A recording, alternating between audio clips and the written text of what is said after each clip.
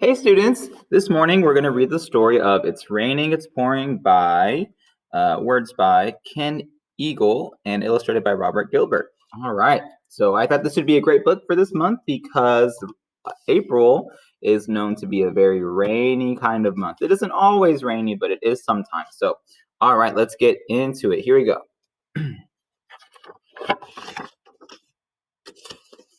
Here we go. Hopefully you can see that pretty well. All right, ready? It's raining, it's pouring, the old man is snoring. Ooh, look at that guy's house, my goodness. Got holes in his roof. He bumped his head and went to bed and couldn't get up in the morning. Oh my gosh, this whole house got flooded. It's cloudy, it's breezy, the old man is sneezy. He blew so hard that he moved the stars, but of course that wasn't that easy. It's snowing, it's blowing, the old man is growing.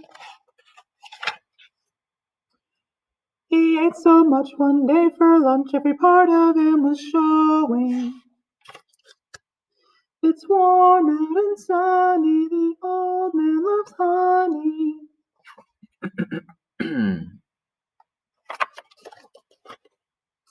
He tried to seize a batch from the bees and they didn't find it funny.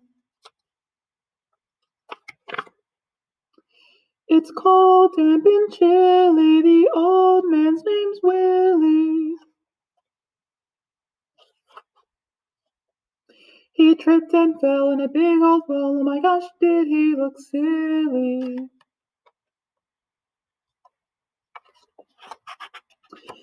It's gusty, it's windy, the old man's wife is Cindy. With ants in their pants, they started to dance and ended up doing the Lindy. Whatever the season, cloudy, sunny, breezing, if he gets to bed without bumping his head, then the old man thinks it's pleasing. All right, students, and that is the book. Thank you.